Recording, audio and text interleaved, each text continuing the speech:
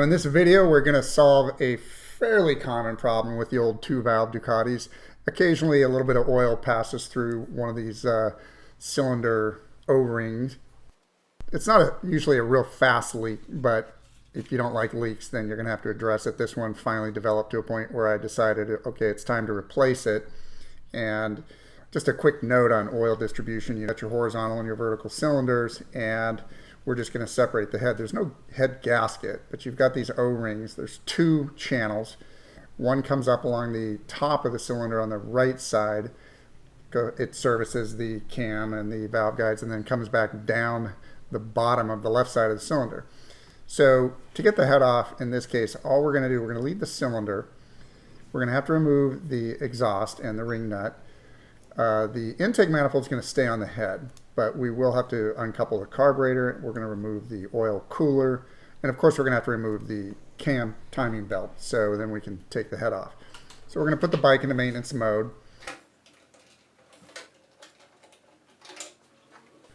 Go ahead and raise the tank. And because we're going to be rotating the engine, we'll want to put the bike into high gear. So we'll take care of that, and we'll need to remove the spark plugs as well. That's going to allow us to easily use the rear wheel to rotate the engine. We can put the engine into a position of fairly low resistance, and then we can pull our pulley covers.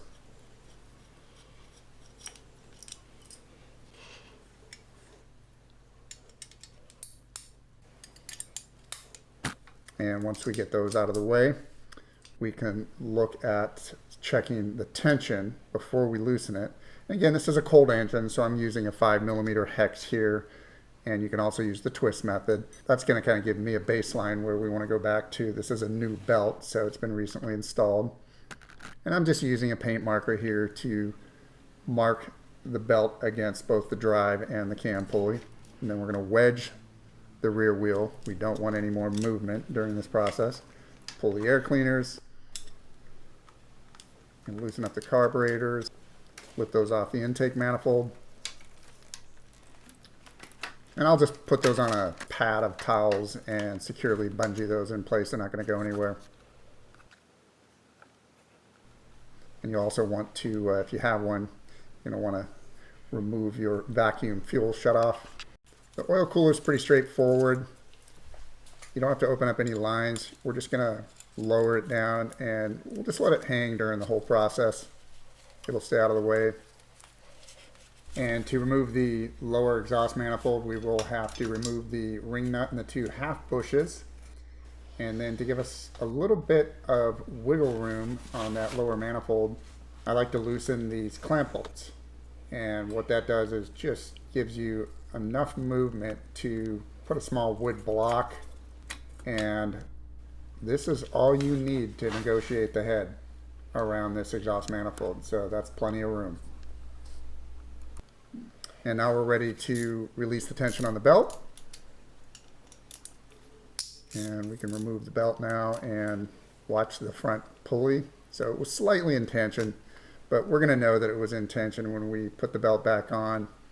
We'll go ahead and line that back up again.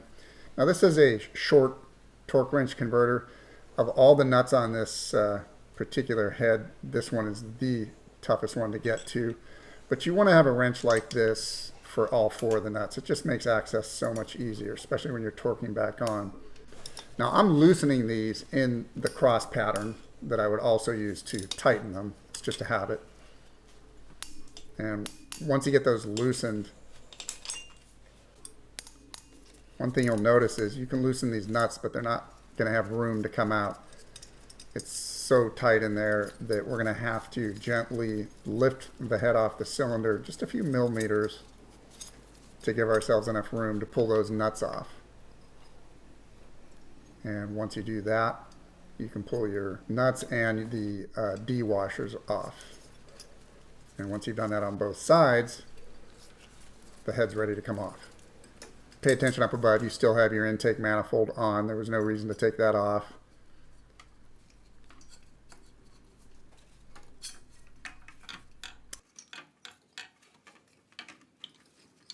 We can put the head on the bench for cleanup. Now this is the culprit right down here. This is the low pressure return line for oil distribution.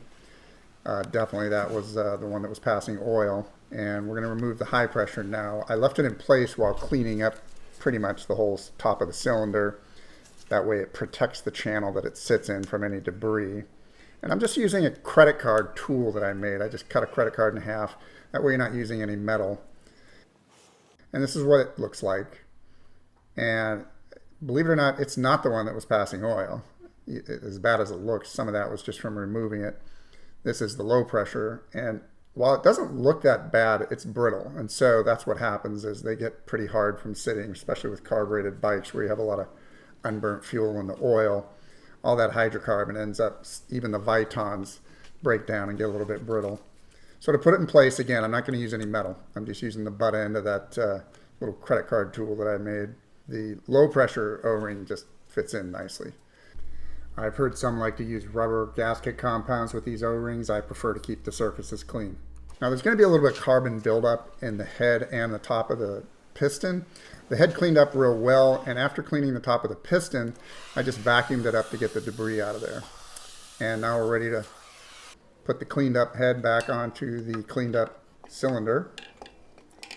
And you'll notice with my left hand, what I'm going to do is I'm just going to gently pull that exhaust manifold forward just a little bit, and then we've got plenty of room to slide past it.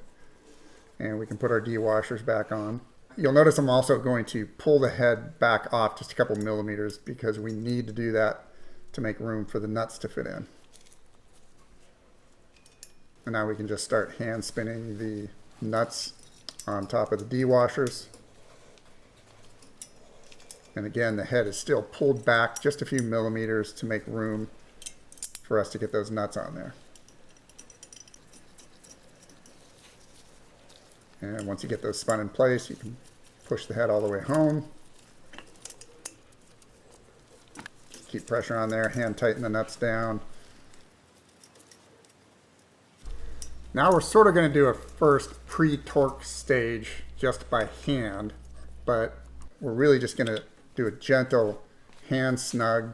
We'll still use a cross pattern, but we're just going to hand snug these nuts down using our little short wrench.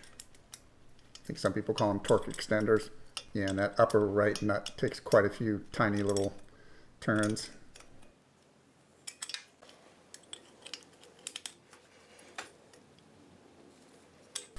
When you're ready to start putting actual torque values on here, you want to keep the little torque extension at a 90-degree position. The reason for the 90-degree position is if you put it straight ahead like this, you're going to put too much torque using the torque settings that are in the book. So just keep it at 90 degrees and your settings will be accurate. I've already done the first stage torque settings on this, so what you're seeing now is I'm putting the second stage torque settings on these nuts in a cross pattern. And I'll go ahead and put the torque values for most of the 2-valve Ducatis up on the screen for you.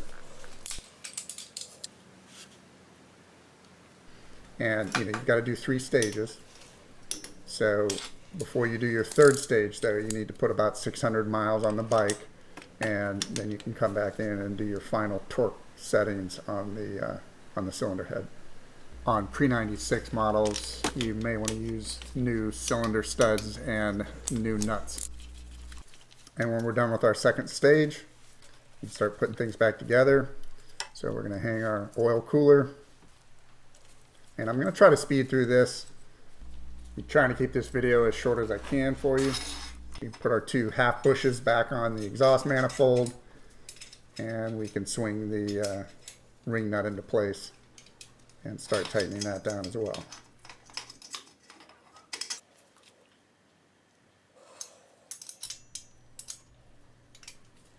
And we can reconnect our vacuum fuel shutoff, and we're now ready to lower the carburetors back onto the intake manifolds and double check, make sure those are on correctly and airtight.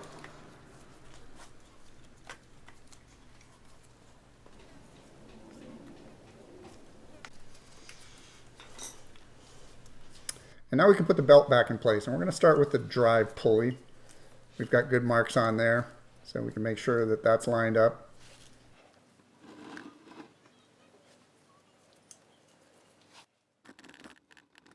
with the front, you remember that we had a slight tension on that, so we're going to counterclockwise that so it matches up and slide the belt back on. And now we're ready to retension the belt. Sorry about the frame slider photobombing the process, but what I'm doing is, just like you saw earlier in the video, I'm going to put the 5mm hex wrench. You'd use 6mm for the vertical cylinder. I'm just putting the 5mm hex wrench between the fixed idler pulley and the belt, and then I'm going to swing the tensioner pulley up snug and tighten that down. And then you can confirm your tension by using the quarter twist method. This belt feels just like it did when we took the bike apart. Now it's time to put the pulley covers back on, and if you're a fan of thread lock, now would be a good time to put your favorite brand on these bolts.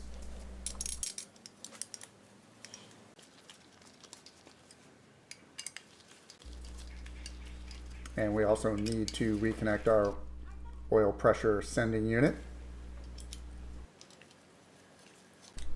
Once the pulley covers are in place, we need to retighten the clamp bolts on the lower manifold, and we can unchock the rear wheel so we can use it to rotate the engine again. And what I'm doing now is using the rear wheel to slowly rotate the engine, sort of a look, listen, and feel for any signs of interference. Before we start the bike, we want to make sure there's no parts trying to fight with other parts. And now we can also take the bike out of high gear, put it back into neutral. But we're still not going to start the bike yet. First thing I'm going to do is a dry compression test. Start with the horizontal cylinder. And that looks pretty good, 145. I'll take it. And we can do the vertical just for a comparison. And the vertical is about 150, so close enough. Now, doing a wet compression test on a horizontal cylinder is kind of tricky because the oil always wants to run off the top of the cylinder so you don't get a good coat. So I made this little nozzle. It helps. It's still pretty tricky to get a good wet test on a horizontal, but just turn it over a few times, mix things up, and then quickly get your gauge on there. And it brought it up to about, okay, 160, not bad. And the vertical was a little bit higher than that, and that's fine. So we'll put our plugs back in and put our air filters back into place. Now we're ready to start the bike. Fuel's back on.